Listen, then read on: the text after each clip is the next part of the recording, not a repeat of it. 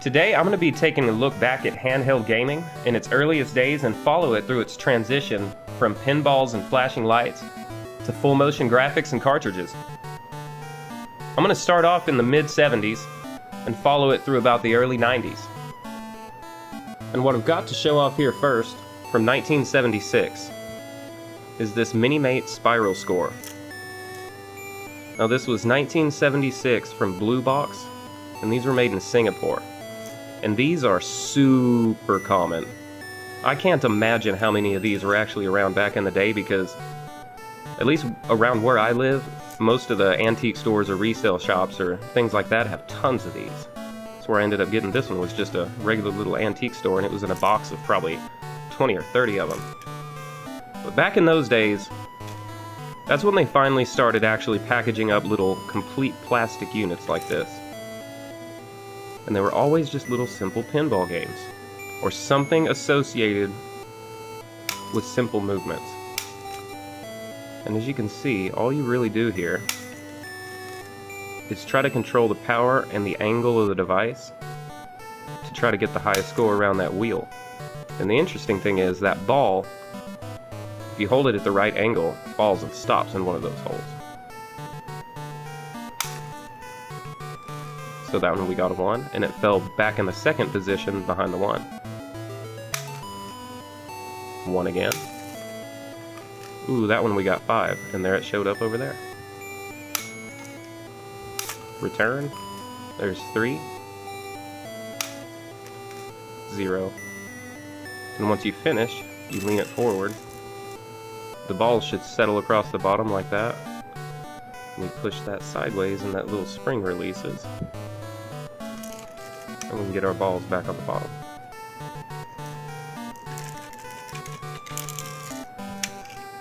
Like that. Very simple, cheap to manufacture, and if you were bored enough, it provided some entertainment for a good while. And these stayed strong for quite a few years after standard video game systems were beginning to come out also.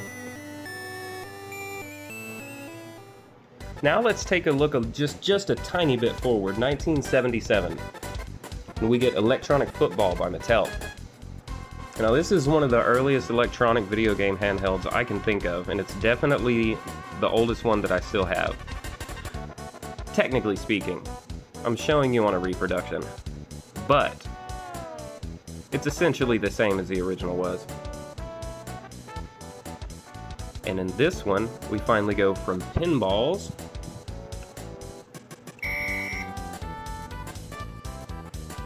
to lights on a background. The dots representing our players. Movement done by buttons, although on the right side, we even have a few action keys over here. Oh! With sound effects. This was actually pretty fantastic for 1977. I see why it became such a giant classic device. But again, it's just something you would pick up and play just for a few minutes. It's not something you can really dig some time into, but that makes sense because home video games at the time were much of the same. This was a time when you weren't really spending 20 or 30 hours on a video game trying to complete it. You were just hopping on to have some instant fun. A few years later, in 1980, Nintendo would begin to release the Game & Watch series of handhelds. Finally, a dedicated gaming handheld you could put in your pocket to experience video games. Now, while it was not fully animated, it was a step in the right direction and introduced a lot of firsts for the video game industry. You had the first dual-screen portable video game system that looked almost exactly like the Nintendo DS. And you also had the invention of the D-pad, which we still use to this day. But it would not prove to be the end of the pinball era of handhelds. We would also see the release of mechanical handhelds through this time period as well. So let's take a look at one of those. Now this is a mechanical pocket game by Tomy. I believe the release date on this was 1987.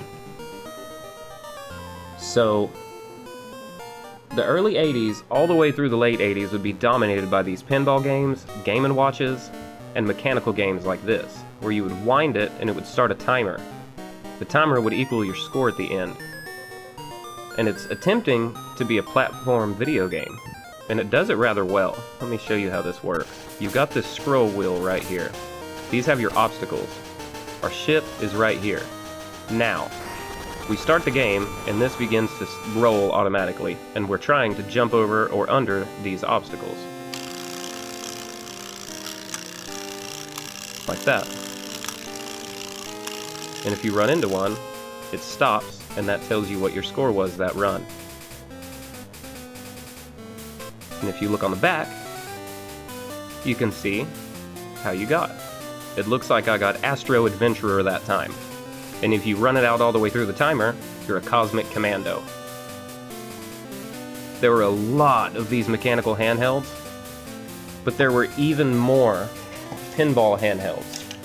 Now that video games had really taken off, we were seeing pinball games trying to hold on those last few years and emulate some kind of connection to those video games, like Caterpillar here. Now this is just simply a shoot it and try to stick it to the top, like that. Oh. And you try to stick them in a straight line. So that one I got a score of 40. And then there's a simple release right here. They really stuck on hard. Now here's an interesting one. I'm not sure if this is actually first-party Nintendo, but it's Knockdown Gallery, and it really has the characters. There's Glass Joe and Mac right there. And the King. And this also, just a pinball game where you try to knock down these tops to get a score. And try to get that down the rest of the way. Now what you do here is just shoot forward and try and flick. Oh, you gotta lean it back a little further than I am. Oh, there's 50. 50 again. 10. Got the ball stuck up there. But just so many of these. Once video games came out, these exploded again as well. They had so much more subject matter to cover, and they sure did cover all of it. And they age pretty well too. This still works perfectly. I just greased that a little bit, that little moving part, and it's fine.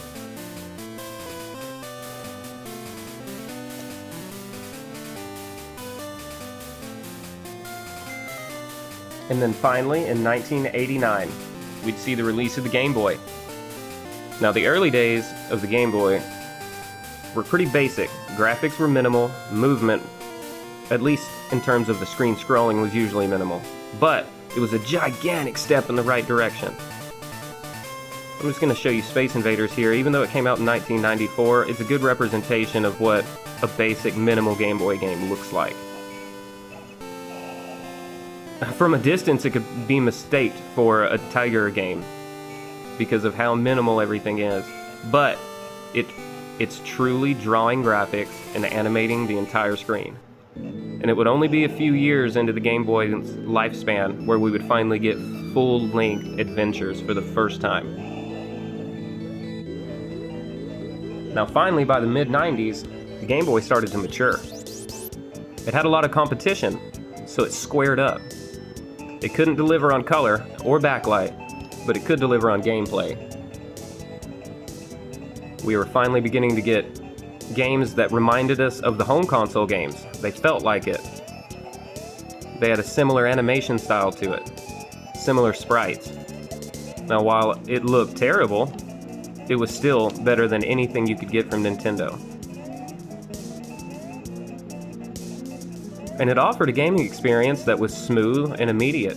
You could pick it up, play it, save it, turn it off, and then continue your game the next day or whenever you picked it up again. Now these began coming out in the mid-90s, and they were using the technology from the Game & Watch that came out in 1980. So they were bargain bin. They were trying to hit the stockings. They were trying to be a quick gift.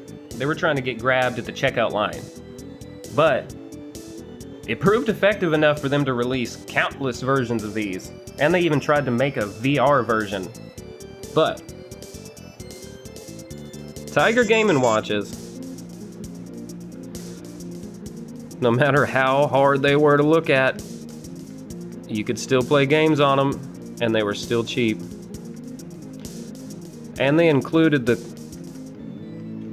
cool detail of having the subject matter drawn in complete color all over the device, kind of just distracting you from the fact that it's not even really a video game.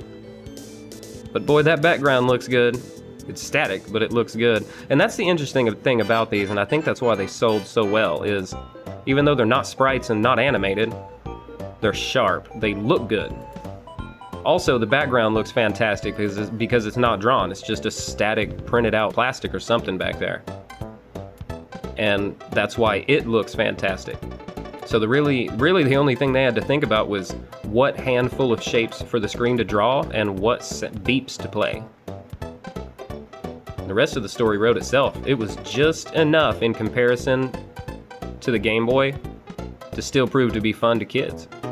And cheap enough to sell like crazy. They even reissued these in, I think, 2020? This one's from 2020? Yeah. Handheld gaming truly went a long way from the mid-70s to the mid-90s. We went from flicking pinballs with springs and plastic boxes to following flashing lights with beeps to playing quick video games and looking at a clock and finally using a D-pad.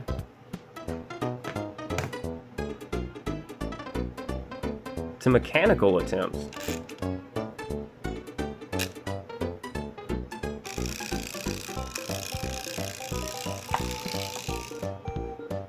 All the way finally to full motion graphics and actual sound effects. But with the old technology sticking around. It was a really interesting time full of countless options. And it finally matured in the late 90s when you could finally take something in your pocket and spend countless hours searching through all corners of an adventure. If you stuck around this long, thank you very much for walking with me through these years, taking a look at these handhelds. Let me know, did you have any devices like this? Did you have any of these pinball games? Or electronic football from Mattel?